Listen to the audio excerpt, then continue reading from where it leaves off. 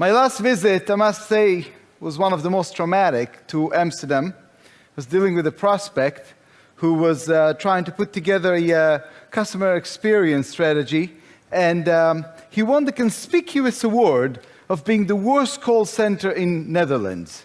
Apparently, this award is not just something that you read in a magazine.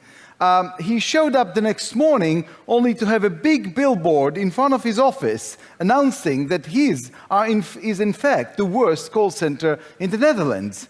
And yet, as he thought that that was the end of his humiliation, there was a band playing at the entrance, courtesy of the magazine, reminding all of his employees that they do represent the absolute worst in call centers in the Netherlands.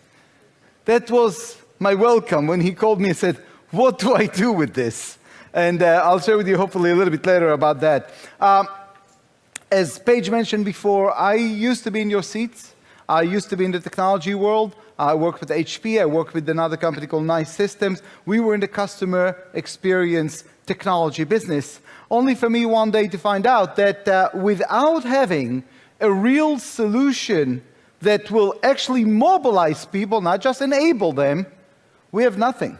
Or as my Dutch friend told me, even a fool with a tool is still a fool.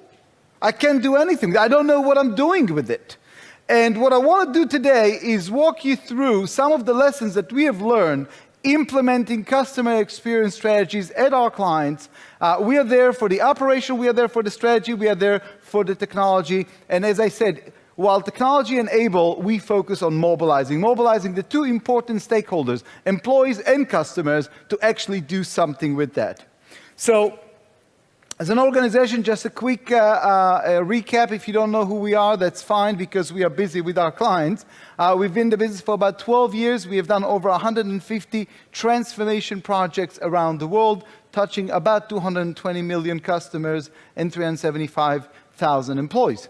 And I want to start with one example. This was an executive in Belgium who called me, large logistics company in Europe, and he said, "Lior, we're about to launch our customer experience strategy. We put together the strategy, and here's what I want you to do. I want you to take the strategy, I want you to read it, and I want you to tell me if we forgot anything."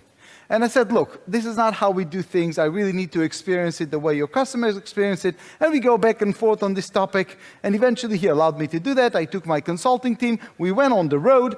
Each and every one of us took a different touch points in the journey. I'm sure you're all familiar with the concept. And I ended up in none other than the call center in Coventry, UK.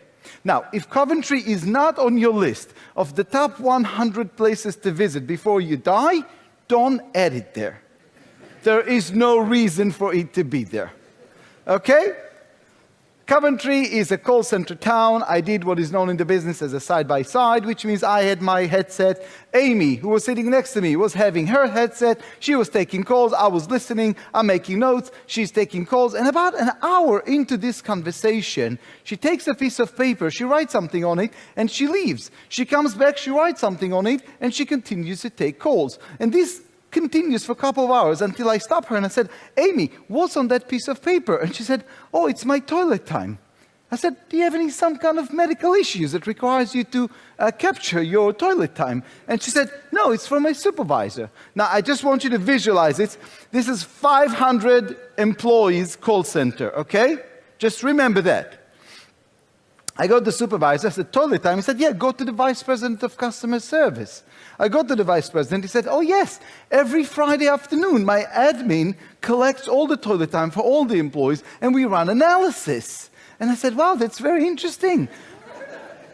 So I said, "Can I please see some of it?" He said, "Sure, I would be happy to share it with you. Would you like it by gender, by seniority, by groups? How would you like to see the data?" I'm like, "Wow, this guy is sophisticated." I said, "Hit me. You know what? I'm not even sure where to start. So you just give me the data as you know it." He pulls out one of those graph charts from Excel. You know those graph charts from Excel, right? You know, Samantha, 57 minutes. David, 42 minutes. John, 72 minutes. Steve, 32 minutes. I'm like, wow. And I just saw a line cutting through. So I said, "What is the line?" He said, "Oh, that's the average. If you go over the average, you need to explain to your supervisor, what did you eat last night?" So I'm getting the message. This is not going to be a great customer experience there, right? So I said to him, look, I would like to take some of these sample reports with me. He said, where are you going to take them? I said, to your CEO. He said, please, please, I want you to show him the great work we are doing here. And I sure did. I stopped the project, I took the reports, I put it in front of the CEO, and I said, you are measuring totally time. There's no way on earth you're going to have a great customer experience here. He said, no, we don't. Yes, you do. No, we don't. Yes, you do. Reports. He looked at me, said, you're the consultant. You're going to tell me what to do. I thought it was self-explanatory, but apparently he needed, I said to him, look, it's going to require some investment. He said, oh, don't worry about investment. We'll do whatever it takes because I want to be the best customer experience company in Europe. I said, okay. I said, here's what we're going to do. We're going to install infrared sensors on the chairs of your employees. So the moment they get up via Wi-Fi, we're going to report it to a live, real-time system of performance management that will tell us which stall in the bathroom they sit in. And then at the bottom of the chair, there'll be a special scale. So then when they'll come back from the bathroom, we'll be able to measure the net employee engagement that they provide to us. Some tempting, isn't it? It was the longest 5 minutes of my life. I wasn't sure if he's about to ask me how much it cost or if I'm kidding. But eventually he realized I was kidding. These organizations have gone from 3% organic growth to 44% organic growth across Europe in 2 years. This is the power of what a real customer experience does. So let me walk you through how do we get there, and then continue on the journey. We had the privilege, as I mentioned, to work with a wide variety of clients. As you can see here, every time you pull out your MasterCard, especially if it's platinum or above, we are behind the scenes making sure that you're happy. Every one of the Royal Caribbean cruise lines employ, all 40,000 of them are operating based on our models, and Mercedes-Benz, one of our clients in the US with a phenomenal success stories. Royal Caribbean cruise, Royal Mail, before they went public, we were dealing with them. So got really the opportunity to apply our models in a wide variety of places in 21 countries. When you see this brick, what's the first thing that comes to mind? The famous Dynatec 8000X. What comes to mind? Come on, what's the first word? Innovation. Yes, what else? What?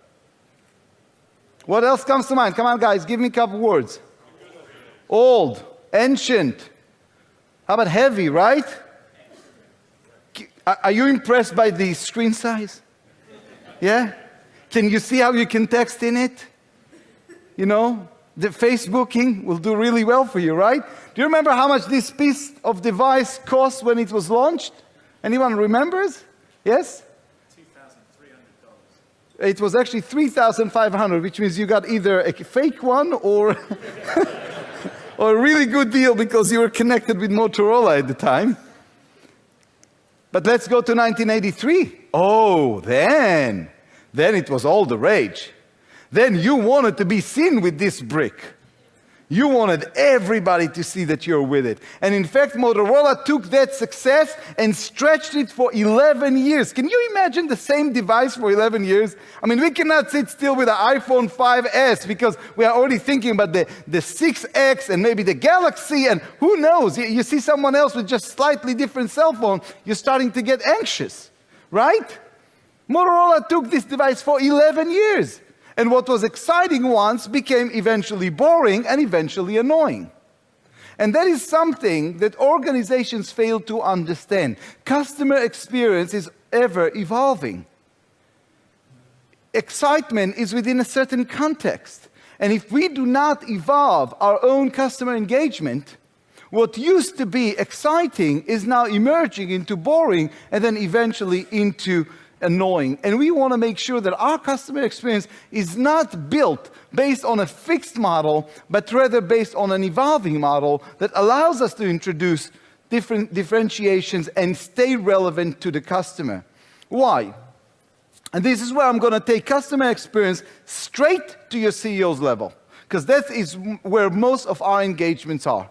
Most of our engagements at Strativity are C-level, where the CEO is saying, I need a better customer experience. And by the way, when you reach that level, budget is less of an issue.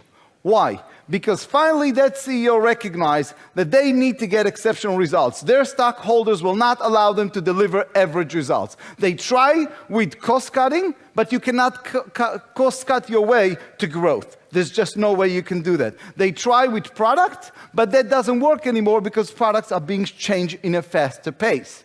They try with new technologies, but they get them basically to parity. So now they're trying to figure out, how do I keep a sustainable exceptional results model?